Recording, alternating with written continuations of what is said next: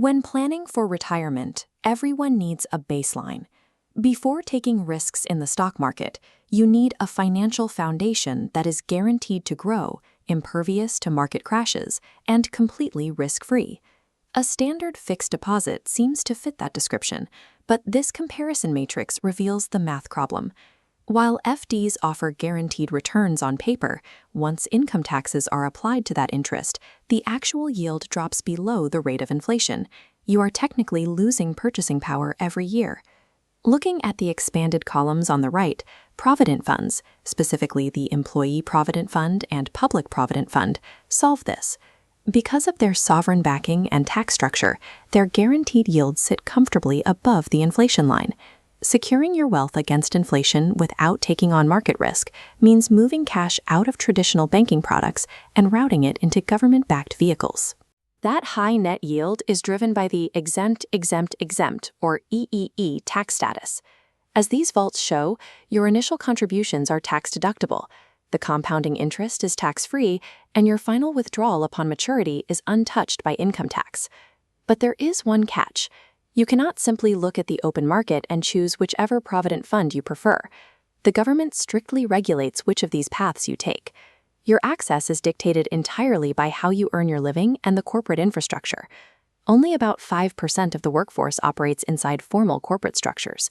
Most citizens are self-employed, freelancers, or working in the unorganized sector. Building your retirement strategy requires accurately matching your specific employment reality to the legal vehicle designed for it.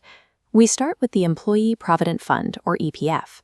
By law, this is designated exclusively for salaried employees working at registered companies with a headcount of 20 or more. If you meet that criteria, the system takes over. As this scorecard shows, the EPF automatically removes 12% of your basic salary before the paycheck ever hits your bank account. That forced deduction triggers the greatest advantage of the EPF system.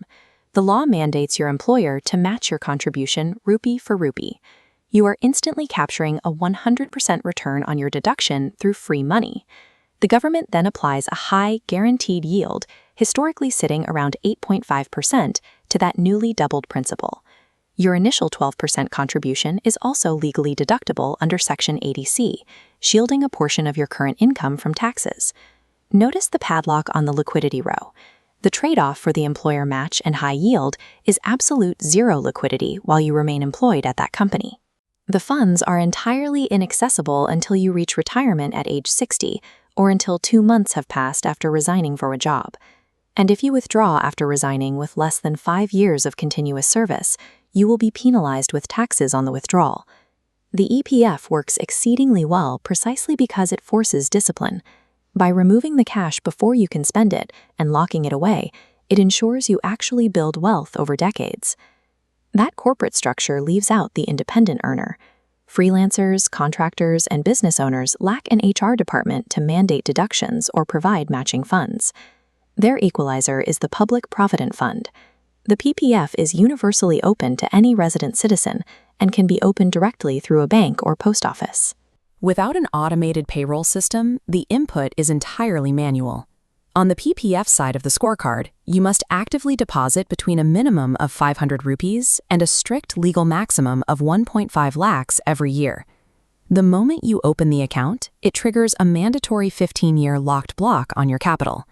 Compared to the corporate path, the PPF yield is slightly lower, historically around 7.1%, and there is zero employer match to double your money. There are minor emergency provisions. You can take a specialized loan against your own balance between years 3 and 6, and highly restricted partial withdrawals are permitted only after year 7. The PPF grants sovereign-backed, tax-free growth to anyone who wants it, but it transfers the entire burden of saving discipline and cash flow management to the individual. Both systems restrict your access to your money, but in finance, that restriction is a feature known as the illiquidity premium. The government pays you these high tax-free rates specifically to compensate you for forfeiting access to your capital. This quadrant chart plots yield against liquidity. Trying to use either EPF or PPF as an emergency fund traps your money in the top left corner, triggering administrative friction and potential tax penalties when you desperately need cash.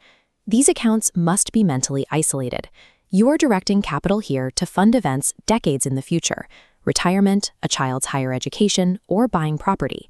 You are trading your financial flexibility today to guarantee your purchasing power tomorrow. Let's map these tools onto a decision tree to dictate exactly how much you should contribute. The diagnostic question is simple. Are you a salaried employee in a company with 20 or more staff? Following the yes path, you land on the EPF strategy. Employees earning over 15,000 rupees have the option to drop their contribution to a bare minimum. Do not do this. Maximize your EPF contribution at the full 12% to capture every single rupee of your employer's required match. Now, following the no route for freelancers, self-employed, or unorganized workers, we reach the PPF strategy. Open a PPF account immediately to start the 15-year clock, but actively cap your manual contributions at 5 to 10% of your total annual income. Without a guaranteed monthly paycheck or corporate benefits, independent workers are highly vulnerable to sudden income shocks. Locking up 15 or 20% of your cash in an illiquid 15-year vehicle mathematically risks your day-to-day survival during a dry spell. Your lock-in contributions should be calibrated inversely to the stability of your income. Stable jobs can lock up more. Variable incomes must hold cash. Neither the EPF nor the PPF will generate explosive wealth or allow you to retire at 40. They serve strictly as the defensive bedrock of your portfolio. They are the untouchable safety net, ensuring that when you reach age 60, your baseline survival is fully funded, regardless of what the stock market does. Once that baseline is secured through your 12% EPF deduction or your capped PPF deposits, stop adding to them. Direct all your remaining investment capital into equities and mutual funds to chase the market growth that actually outpaces inflation over the long run. Achieving true financial independence requires a dual approach: securing your baseline with rigid government lockings and building wealth by taking calculated risks on the open market.